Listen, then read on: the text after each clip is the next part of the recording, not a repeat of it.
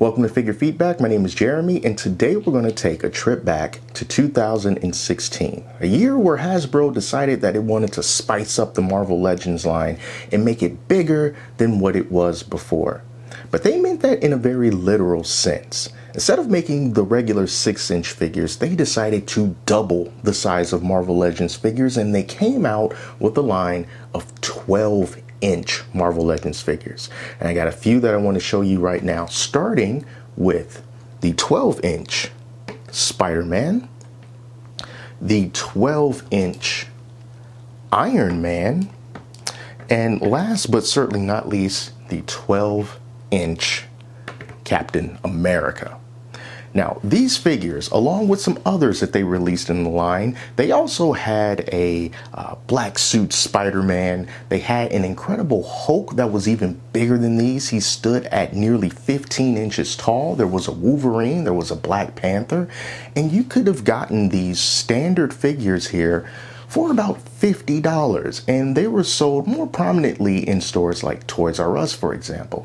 And for $50, not only did you get yourself a foot of really nicely sculpted and painted plastic, but they also came with a number of different accessories to go along with them. I have just a few of those accessories here.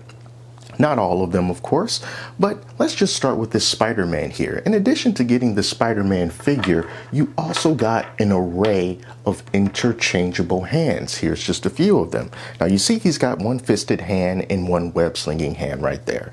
But then here is another fisted hand. Here's an open palm hand for Spider-Man. We get another web-slinging hand right there.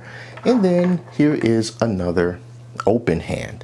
Very nice stuff, but that's not the end of it, because you also got some interchangeable heads. Regular Spider-Man head, in addition to a half-masked Spider-Man head, and then an unmasked Spider-Man head. And if I'm not mistaken, I think pizza might have come with this too. I'm not too sure, but let's just take a look at what we have right here on the table. So we have 1, 2, 3 pairs of interchangeable hands, 3 interchangeable heads for $50, and a 12-inch figure. Now you can kind of imagine if they continue to do this, or if this were to come out today, how much do you think Hasbro would charge for this assortment of accessories along with this figure? Let me know down in the comments. So it was a similar thing with these other guys too. Iron Man, for example, he's got an interchangeable head, one right here without the helmet. At least that's what I have on hand right now. And then a couple of interchangeable hands. So those are going to be his shooting hands. And then we have a couple of fists here. And then they have these stickers on the back of them too. And then he also came with a couple of effects, some shooting effects. They were blue and they were quite well designed, and they fit right into his hand, but I don't have those with me right now. I need to find them. But those were some of the accessories that you got with him.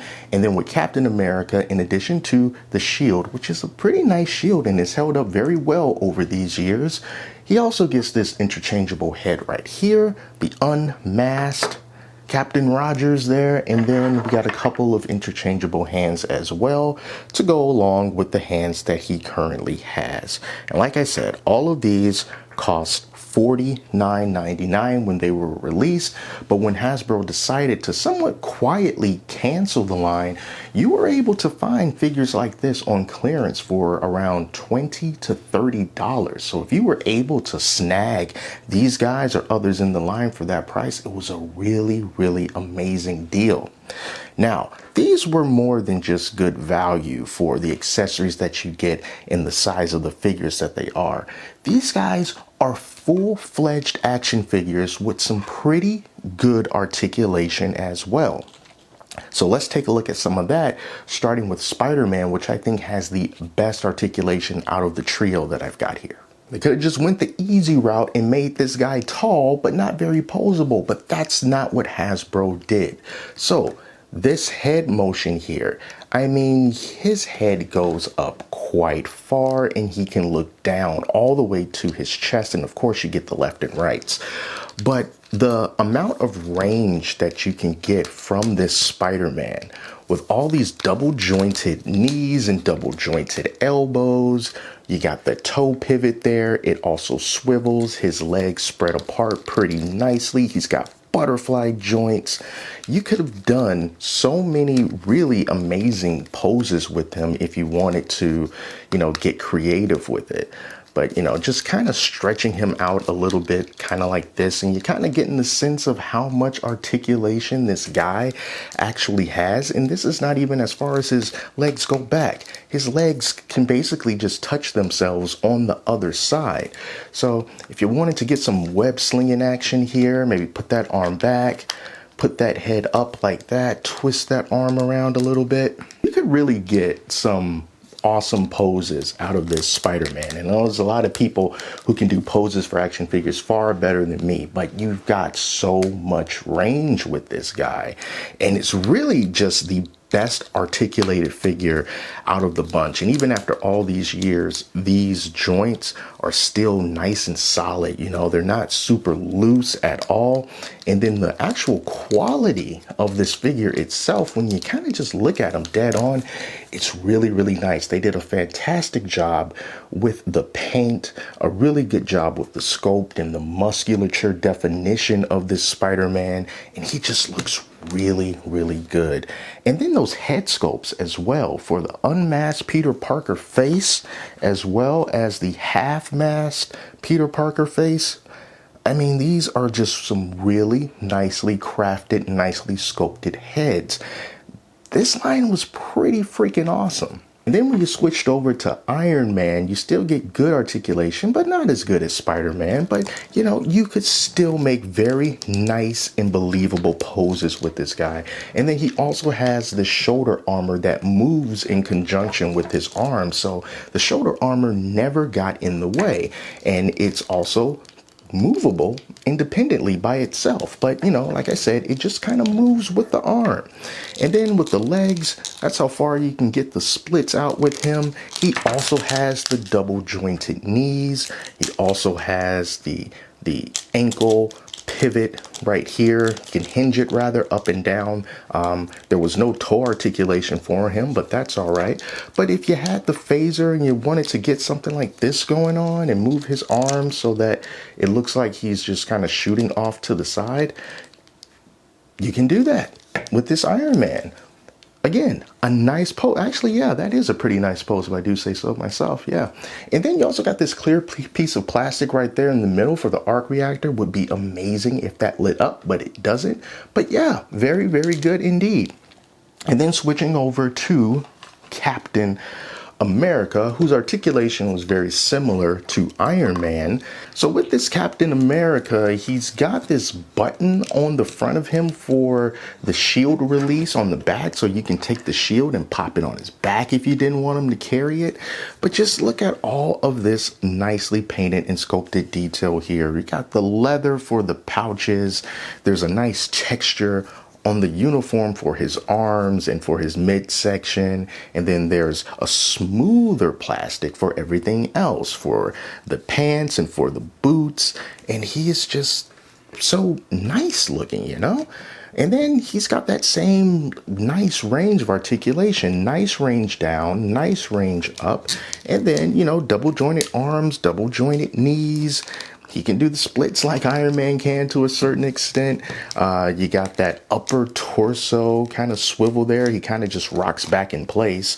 And then you got that ab crunch that can go down about that far. And it's hidden, because even when you bend him like this, you can't really tell where that hinge is. You have to look to the side, and that's when you see the opening.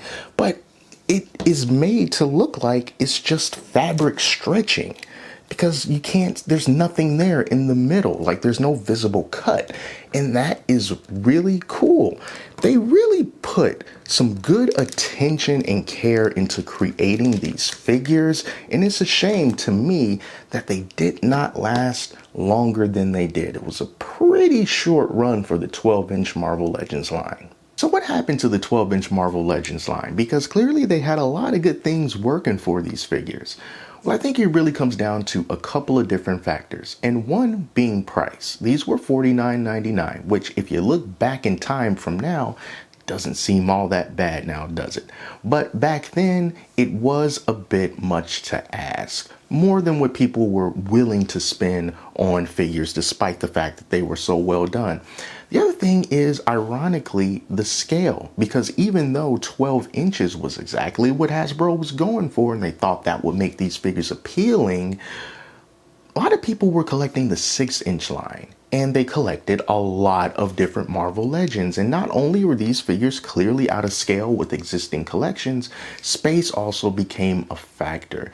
You can fit a lot more characters in a lot more places when they're only 6 inches tall, as opposed to having an army of 12-inch figures. So those two factors are probably the main reasons why this line died as early as it did. If I could go back in time and have Hasbro just do one or two things before getting rid of this line, it would be for them to make some naturally larger figures that would have scaled pretty decently with the 6-inch line. So for example, making like a Giant Man figure or a Sentinel, for example, something that was naturally larger in general, and maybe that could have been paired with the 6-inch figures. And even if the scale wasn't perfect, it still would have been a nice contrast, and I think that they still would have went together good enough.